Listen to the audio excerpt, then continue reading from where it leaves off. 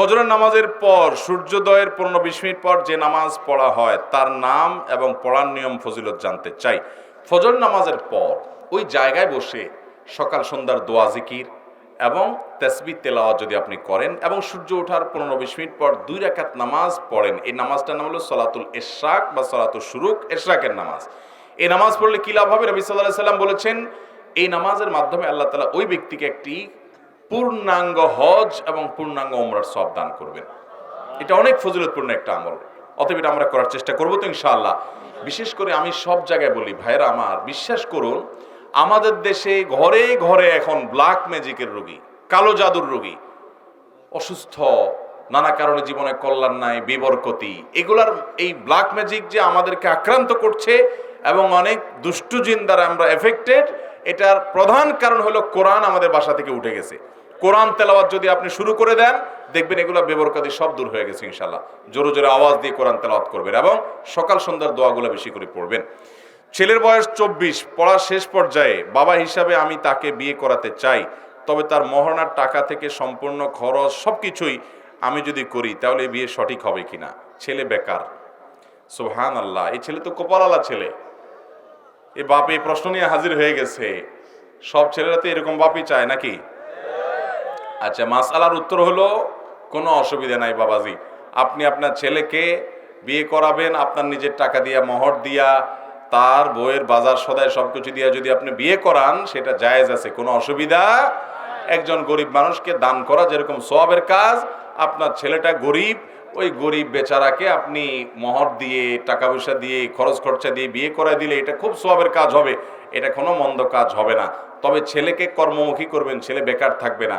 আমাদের অনেক বাপ মা আছেন ছেলেকে শুধু তুলু তুলু করে, তুলু তুলু বুঝেননি, কোনো কাজ করাইতে চায় না। বাবা তোমার করার দরকার নাই। এগুলো যে কত বড় আত্মঘাতী সিদ্ধান্ত। আমি আমার বাচ্চাদেরকে, আমার পরিবারে, আমার স্ত্রী, আমরা চেষ্টা করি আমাদের বাচ্চারা কাজ করবে, কষ্ট করবে। কারণ মনে রাখবেন, ভোগ করার জন্য যোগ্যতার দরকার হয় না, কিন্তু ত্যাগ করার জন্য যোগ্যতার দরকার। বাচ্চাদেরকে যদি কষ্ট সহিষ্ণু করেন, তারা যদি কষ্ট সহ্য করার ক্ষমতা থাকে, তাহলে এরা জীবনে অনেক কিছু করতে পারবে। আর ফার্মের মুরগির মতো বানান, জীবনে দেখবেন যে জায়গা জায়গা ধরা খাবে। বেশিরভাগ বাপমারা এখন নিজেরা গাধার মতো খাটবে, ছেলে মেয়েকে কিছু করতে দেয় না। ছেলে মেয়েদেরকে কাজ করাবেন, তাদেরকে কর্মমুখী করবেন এবং উপার্জনমুখী করবেন, সেটা করা উচিত। তবে আপনি নিজে থেকে তার বিয়ে শাদীর অ্যারেঞ্জ করতে পারেন, এটা অবশ্যই প্রশংসনীয় এবং তাকে অবশ্যই কর্মমুখী করবেন। আল্লাহ আমাদেরকে আমলের তৌফিক দান করুন। ভাই, ফজরের নামাজের পর সূর্য ওঠার 15-20 মিনিট পর যে নামাজ পড়া হয়, এই নামাজের নাম কি, ফজিলত কি? আলেম ওলামা, মাদ্রাসার ছাত্র ছাড়া হাত তুলতে হবে। তাহলে তো উত্তর আউট হয়ে গেছে। আচ্ছা, আপনি উত্তর যদি বলছেন ফজিলত বলেন, কি ফজিলত বলছি হাদিসে, কি লাভ এটার? হজ এবং উমরার আরেকটি শব্দ বললে পূর্ণাঙ্গ হবে হাদিসের, পূর্ণাঙ্গ হজ এবং উমরার। মাশাআল্লাহ, ভাই সাংবাদিক মানুষ, দৈনিক ইনকিলাবের সাংবাদিক ভাইকে তাহলে আমরা একটা পুরস্কার দেই। উনি উত্তরটা সঠিক দিয়েছেন, মাশাআল্লাহ। আপনি সাংবাদিক মানুষ, আপনাকে টাইম ম্যানেজমেন্ট এই বইটা আমি দিচ্ছি প্রধান অতিথির হাত দিয়ে। জি, অসুবিধা নেই, আমিও ধরলাম। তাই মাশাআল্লাহ, মাশাআল্লাহ, জাযাকুমুল্লাহ খাইর। জি, জাযাকুমুল্লাহ খাইর, বারাকাল্লাহু ফিকুম। যুবক ভাইরা, আজকে ফজরের নামাজ জামাতের সাথে পড়ছো কারা? হাত তোলো। এর মধ্যে সবচেয়ে পিচ্ছি কে? সবাই একটু দেখেন তো। আসো আসো আসো আসো আসো। কি নাম তোমার ছোট ভাই? হ্যাঁ, তানভীর ইসলাম পাহিম। বাড়ি কোথায়? হ্যাঁ, কত দূর? বেশি দূর এখান থেকে? আচ্ছা, তোমার এই মোহাম্মদপুরে যে মসজিদে নামাজ পড়ছো, তোমার ইমাম সাহেব বা মসজিদের কোনো মুসল্লি কেউ আছে? সাক্ষী আসেনি কোনো? কিন্তু নামাজ পড়ছো তুমি? হাসা কথা তো, আলহামদুলিল্লাহ। মাহফিলায় কে মিশা কথা কবু নেই, কয় নয় ইনশাআল্লাহ। কোন ক্লাসে পড়ো?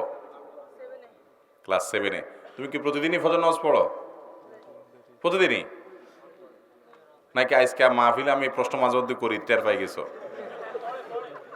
আলহামদুলিল্লাহ। না, ছেলে ভালো। নামাজে মানুষের চেহারা দেখলে অনেক সময় অনুমান করা যায়, সুধারণা করা যায়। মাশাআল্লাহ, তুমি ক্লাস 7-এ পড়ো বাবা।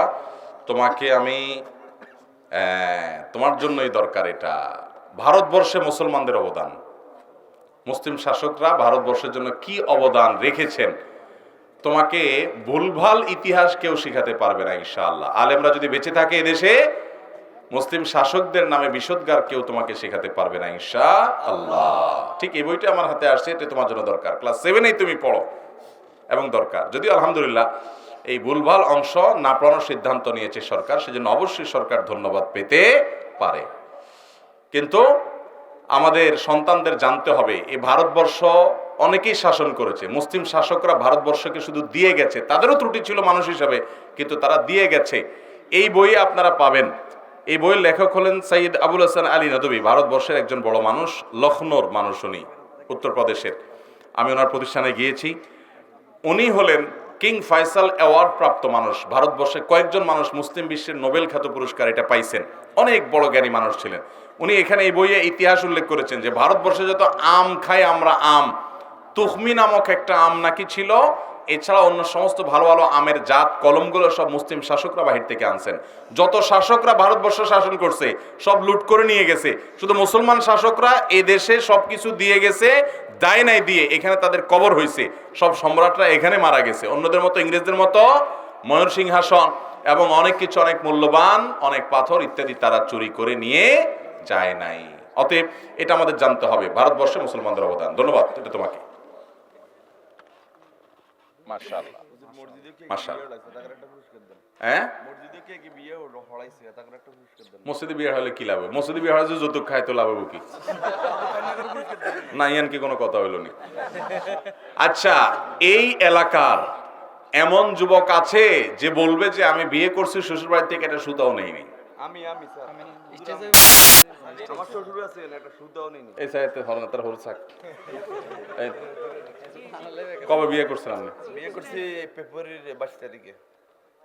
ফেব্রুয়ারিতে 22 তারিখ কোনটা আইয়ে না? না, এটা হলো আপনার গত বছর। ও, গত বছর। আচ্ছা, এটা কোন আপনার শ্বশুর আছেন এখানে? আছে। এই যুবকের শ্বশুর আছেননি চাচা মিয়া? আমি দেখছি তো সামনে আছে। হ্যাঁ, মজা লাগছে না? কিছু নেন নাই? না। সাক্ষী আছে? ওই যে মুরব্বী সাক্ষী দিচ্ছে। নেন নেন কেন? শ্বশুর গরিব মানুষ দেই না, শ্বশুর আছে, আমারও আছে আলহামদুলিল্লাহ। কিন্তু আপনি দাবি করেন নাই? দাবি করি নাই। খুশি হয়ে দিছে কি? খুশি কিছু দিতে চাইছি, আমি নিই নাই। আলহামদুলিল্লাহ। তাহলে এই যুবক পুরস্কার পেতে পারে ইনশাআল্লাহ। এই যুবককে আমরা গোলাম আহমদ মুর্তজা ওনার লেখা বই চেপে রাখা ইতিহাসে আরেকটা চমৎকার বই, এটা আমরা উপহার দিচ্ছি ইনশাআল্লাহ। দেন, আপনি একটু হাত লাগিয়ে দেন। মাশাআল্লাহ মাশাআল্লাহ। আল্লাহ এই ভাইয়ের মতো এরকম সব যুবকদেরকে সৎ জীবন যাপন করার তৌফিক দান করুন। মাশাআল্লাহ মাশাআল্লাহ, খুব ভালো কথা, খুব ভালো কথা। আচ্ছা ভাই, আরেকটা পুরস্কার আমি দিতে চাই।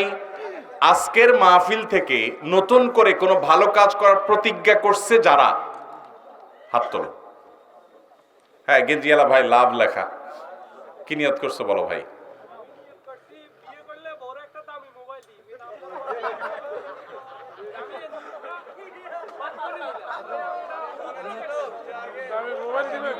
আর দাঁড়ান এর কথা শুনতে দেন না। কিসে? আগায় আসো ভাই, আস্তে আস্তে আওয়াজ দিন। হ্যাঁ, কিসে কি নিয়ত করছেন ভাই? এটা আগে নিয়ত করছিলেন? হ্যাঁ হ্যাঁ। এখন আপনার মানে মাহফিলে কথাবার্তা শোনার পর আমার ভিতরে মানে একটা হইলো যে না, এটা তো খারাপ। আমি মোবাইল দিলে নিশ্চয়ই মোবাইলের মাধ্যমে ঘুমে হইব, এখানে আমি মোবাইলটা দিতাম না। মানে আমি এই আমলটা নিলাম আমার মধ্যে যে আমি মোবাইলটা তারে আর দিতাম না। তো টিয়া বাঁচি গেল আপনার। এটা তো কোনো ভালো নিয়ত হলো না। আপনার নিয়ত যদি হয়তো ঠিক আছে, আমি বউরে মোবাইল না দিয়া আমি তাকে কি দিব, এটা ভালো কিছু দিব। স্বর্ণ তো এমনি দিবেন, মোবাইলের বদলে কি দিবেন? মোবাইল, একটা দামি মোবাইল বদলে যদি বলেন যে ঠিক আছে মোবাইলের বদলে এবিটির আমি ওমরা করাই দিব, বাইতুল্লাহ শরীফ নিয়ে যাবো, অথবা তারে আমি একটা ইসলামিক লাইব্রেরি বানাই দিব, তাহলে সেটা ঠিক আছে। আর আমাদের মোবাইলের লাইব্রেরি বউরিছি নি, বারবার তো মোবাইল লয়ে আইব, তখন কি করবেন? আপনি নিজে মোবাইল ছাড়বেন নি, এটা কোন? হ্যাঁ, বউরে সোজা ব্যাগে করতে পারে দান। হ্যাঁ, এলে হাতের মধ্যে কোয়ান দেখলাম, চাই দুইটা এতে লুকে রাখছে, দেখছেন? ওর মোবাইল কয়টা আপনার? ব্যবসায়ী তো ও ব্যবসা মোবাইলের, মাশাআল্লাহ। মোবাইলে ব্যবসা করেন, পোলাপান মেমোরি আনে, মেমোরির ভিতরে আজেবাজে জিনিস ঢুকাই দেন। আস্তে আওয়াজ করেন না, আল্লাহর ভয় করবেন ছোট ভাই। আমরা বিকাশ নগদ এগুলা ও আচ্ছা, তাহলে ওই সার্ভিসিং এর না। আল্লাহ তাআলা আপনার ব্যবসা বরকত দান করুক, আপনাকে হালাল উপার্জন করার তৌফিক দান করুন, হারাম ত্যাগ করার তৌফিক দান করুন। আপনি ভালো বউ চান, অবশ্যই তাহলে নিজে ভালো স্বামী হইতে হবে। ভালো স্বামী হইতে হলে কোনো মেয়ের সাথে ইটিস ফিটিস করা যাবে। নিজে 2 নম্বরে সম্পর্ক করে যদি হুজুরে যায় বলেন মহিলা মাদ্রাসা, এটা তো মহিলা মাদ্রাসা না, ওই যে প্রিন্সিপাল সাহেব তো আছে, ওনার যদি বললেন হুজুর একটা ভালো মেয়ে দেখে দিয়ে না আমারে, এই 2 নম্বরই করা চলবে। অনেক যুবকরা আছে আকাম কুকাম সব করবে, বিয়ের সময় একটা পর্দানসীন মেয়ে খোঁজে। অতএব নিজে ভালো হইতে হবে ইনশাআল্লাহ। ঠিক আছে, আপনার এই সৎ উদ্দেশ্য, এটাকে আমরা স্যালুট জানাই, শ্রদ্ধা জানাই। সেই সাথে আপনি শ্বশুরবাড়ি থেকে কোনো যৌতুক নেবেন, নিয়ত করছেন তো ইনশাআল্লাহ। আমার 2 মেয়ে বিয়ে করছে, 2 জনে নেয় নাই, তো আমিও নিতাম না এরকম। এবং 5 ওয়াক্ত নামাজ পড়ার চেষ্টা করবেন, ঠিক আছে ইনশাআল্লাহ। জাযাকুমুল্লাহ খাইর। নেন, এটা আপনাকে আমাদের লেখা একটা বই রমাদান প্ল্যানার, এটা উপহার দিলাম। জাযাকুমুল্লাহ খাইর।